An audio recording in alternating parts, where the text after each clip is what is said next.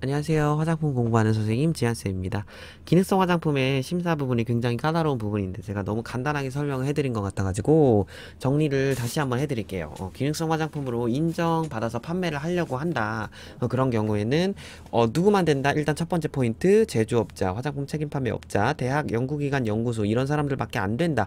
즉 맞춤형 화장품 판매업자 안 된다라는 거죠. 기능성 화장품으로 인정받아서 판매해서 심사를 받고자 하는 사람들은 두 번째 포인트, 어디로 가서 심사를 받아야 된다?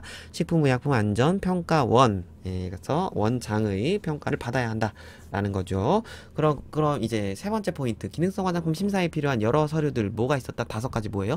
기한, 유자기가 있었다. 첫 번째 기원 및 개발 경위에 관한 자료 뭐가 있었어요? 이건 뭐냐면 심사받을 해당 그런 기능성 화장품에 대한 판단에 도움을 줄 수 있는 그런 줄거리, 그러니까 소설로 말하면 줄거리라고 했죠. 육하 원칙에 따라서 명료하게 기재한 자료입니다. 그래서 언제 어디서 누가 무엇으로 이 원료를 추출 혹은 분리 또는 합성을 했냐, 그리고 발견의 근원이 무엇냐, 효력시험, 인체적용시험 등의 결과는 이렇다라는 식으로, 그러니까 결국 뭐예요? 전체 개론서 같은 거죠. 그래서 원료에 대한 전반적인 역사서 같이 이렇게 양력을 좀 써야 한다라는 거죠. 예를 들면 티로시나 무슨 어쩌고저쩌고 원료는 어디에서 추출한 땡땡 성분인 땡땡으로서 티로시나 아제 활성 억제 효과가 있었으며 보고되었으며, 이를 기반으로 미백 후보 물질을 개발하여 이를 기반으로 효력 시험 및 인체 적용 시험을 수행한 결과 효능을 확인할 수 있었다. 어쩌고저쩌고 이런 게 기원 및 개발 경위에 관한 자료다. 그냥 맥락만 그냥 아시면 돼요.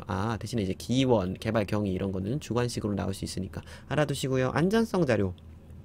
안정성 아닙니다. 안전성입니다. 안전성에 관한 자료는 뭐가 있냐? 이거는 심사받을 기능성 화장품이 피부에 사용했을 때 안전하냐에 대한 근거 자료. 그래서 이런 여러 가지 독성 시험 뭐냐면 동물 시험이거든요. 이거 동물 시험 해야 돼요. 이거는 동물 시험을 해봤으나 위험한 건 없었다라는 메시지를 전달을 하는 거죠. 그래서 인체 첩보 시험 및 인체 누적 첩보 시험 같은 거 외의 대부분의 안전성 자료, 그러니까 인체라는 말 들어간 거 빼고는요 대부분 다 동물 시험 한다고 생각하시면 되세요. 대신에 동물 시험 웬간하면 하지 말라고 요즘 계속 강조하잖아요. 그래서 동물 대체 시험이 있는 경우에는 동물 대체 시험을 선호합니다. 동물 대체 시험이 없다, 그 경우에는 동물 시험입니다. 사실 독성 시험이라는 말은 다 동물 시험 한다고 보시면 되고요. 그래서 식약처에서 말하는 그 안전성에 관한 자료에 제가 좀 더 지난 시간에 개론적으로 설명해 드렸는데 좀 더 상세하게 한번 설명해 드릴게요. 단해 투여 독성 시험 자료는 뭐냐면 쥐한테 시험하는 건데요. 보통 실험 동물인 쥐가 있어요. 쥐한테 약물을 한 번 투여한 다음에 일정 시간 내에 이제 독성이 일어날 거 아니에요. 그 독성을 양적 그리고 질적으로 판단하는 시험입니다. 그래서 보고 피부에 뭐가 독성 이게 나지 않았나, 아니면 애가 이제 좀 건강이 안 좋아지지 않나, 이런 게 단회 투여, 한 번 투여했을 때 동물 쥐로 한 번 투여했을 때 독성이 있는지 양적, 질적으로 판단하는 시험. 그리고 1차 피부 자극 시험은 뭐냐면요. 이거는 한정된 부위, 피부의 일정한 부위에 이제 그 피부에 바르는 이렇게 연고제처럼 이게 피부와 접촉할 수 있는 가능성이 있는 물질의 자극성을 평가하는 건데, 보통 토끼로 해요. 하얀색 토끼를 실험 동물로 사용해서 어떻게 하냐면요. 하얀색 토끼 털을 밀어서 하더라고요. 저번에 보니까. 밀어가지고 그 피부에 발라요. 계속 발라가지고 화장품의 자극성을 평가하는 거죠. 피부에 자극이 있는지. 이 점막 자극 시험은 뭐냐면요. 이것도 토끼 한쪽 눈을 까요. 그래서 그 하안검이라고 하는데, 눈이 있으면 위에 상안검이 있고 하안검이 있잖아요. 그래서 눈 밑을 이렇게 손가락으로 이렇게 쭉 잡아 당겨가지고 그 안에다가 이제 화장품을 집어 넣는 거죠. 그래서 화장품 투여해서 점막 자극이 있는지. 그리고 피부 감작성 시험. 이건 뭐냐면 피부 알레르기. 그래서 피부에 바르는 화장품에 반복적으로 이렇게 접촉하게 하는 그런 피부 알레르기, 이것도 동물 시험하는 겁니다.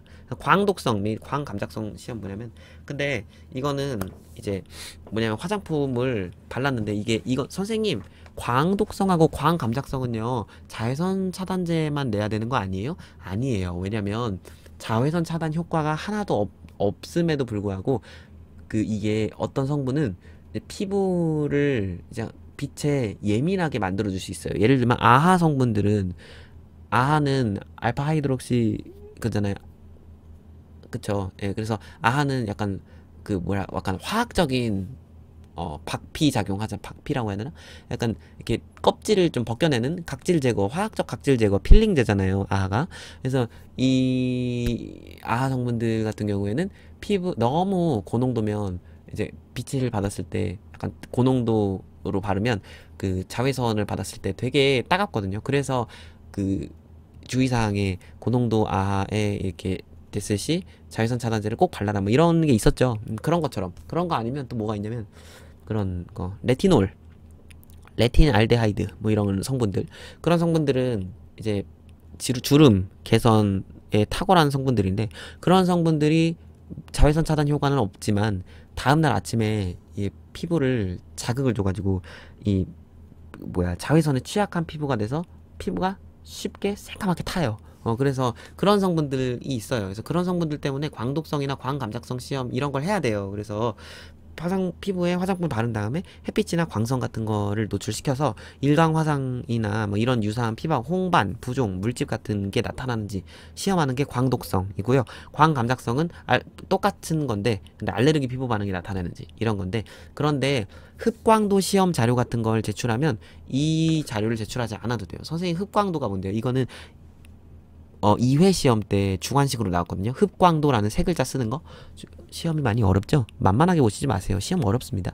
이게 뭐냐면, 이 성분은 그 자외선을 흡수할 수 없다. 라는 시험, 그런 걸 보장이 되는 시험인 거죠. 그래서 이 성분은 자외선과는 아무 관련이 없습니다. 자외선 흡수와는 아무 관련이 없습니다라는 시험 자료. 그걸 뭐라고 한다?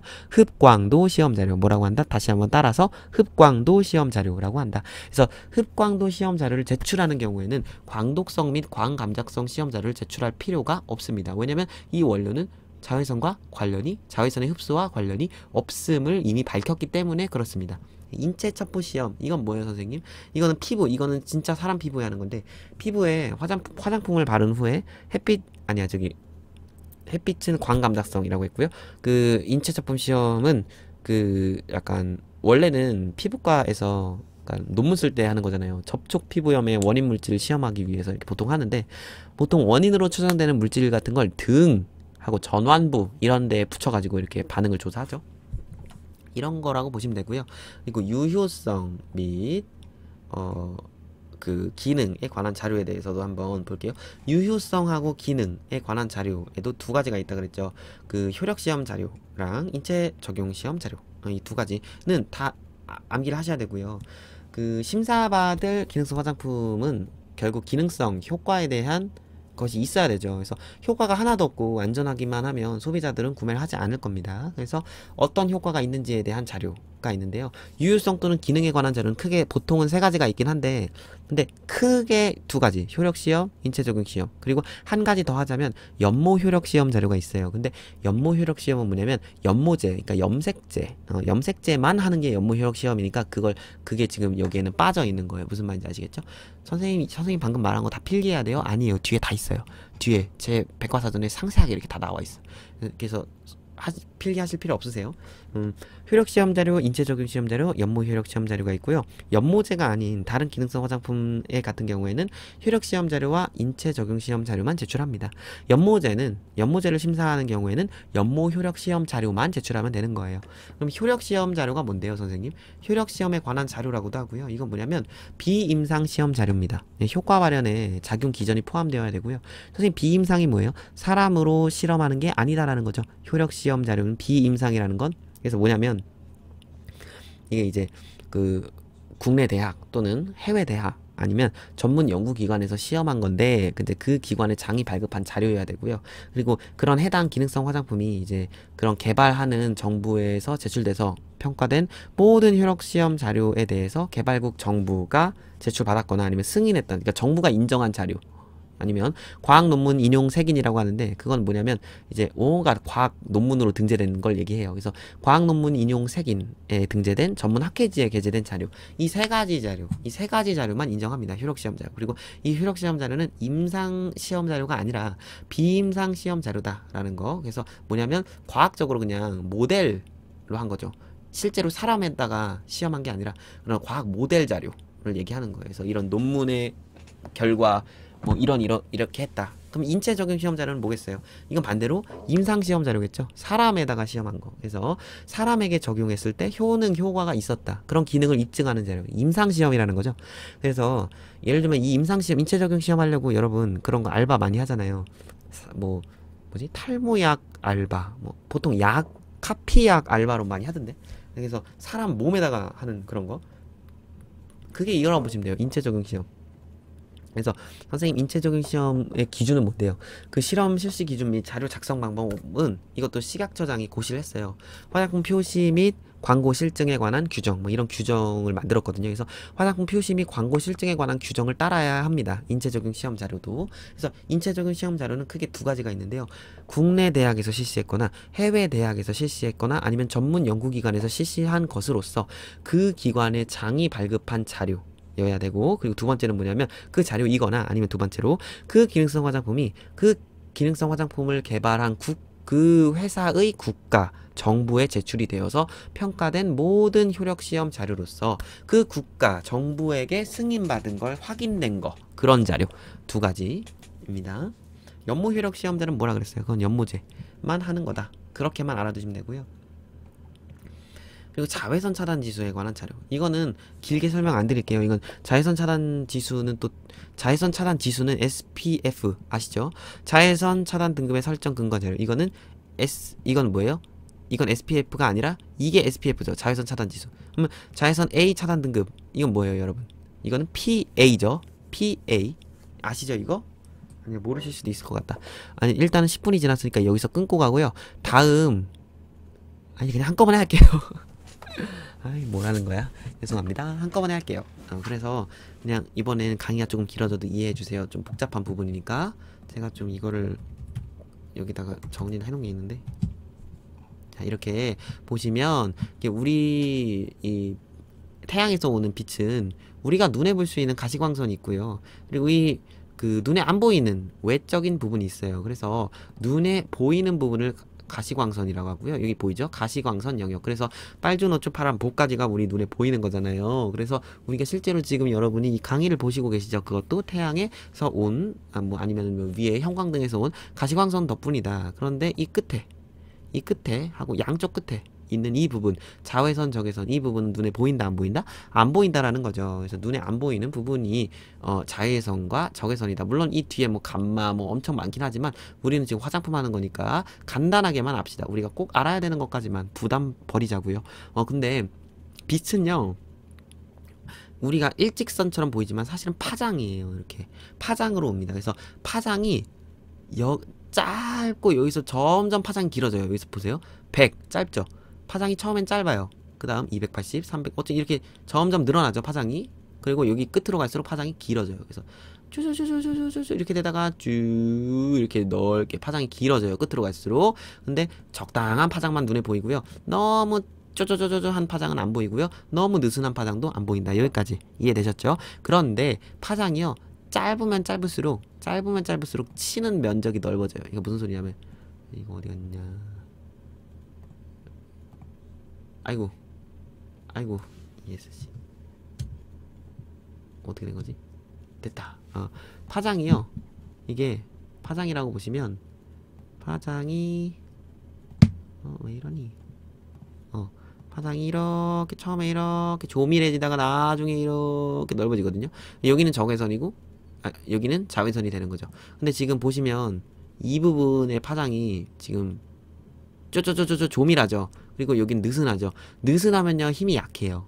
느슨하면 힘이 약해. 그래서 뭘로 생각하시면 되냐면, 해가 질 때 그 노을이 붉잖아요. 근데 그 붉은 빛이 나는 파장, 그 이유가 이렇게 파장이, 가시광선 중에서도 파장이 이렇게 늘어지는 파장이어서 이렇게 좀 빨갛게 보이는 거거든요.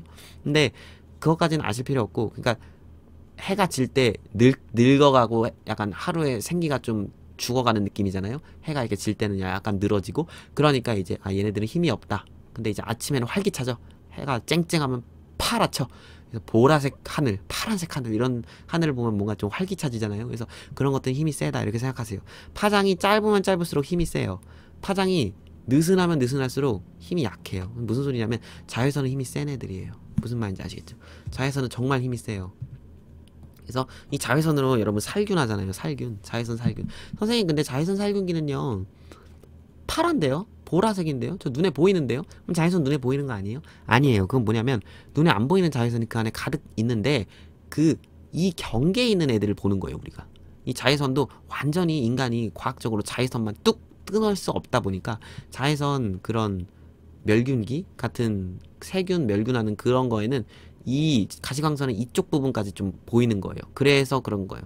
선생님 적외선도 맞죠? 적외선 치료기에 약간 적외선 치료기 빨간색 보이는데요? 그렇잖아요. 그것도 완벽히 적외선부터 이렇게 못 해가지고 과학적으로 그래서 이렇게 이쪽 부분이 이쪽 가시광선 부분이 살짝 보여서 빨갛게 보이는 거예요. 무슨 말인지 아시겠죠? 그럼 저랑 같이 일단 계속 보시면 파장이 짧을수록 힘이 세다라고 했죠. 그럼 여기가 제일 힘이 세네요. 그죠?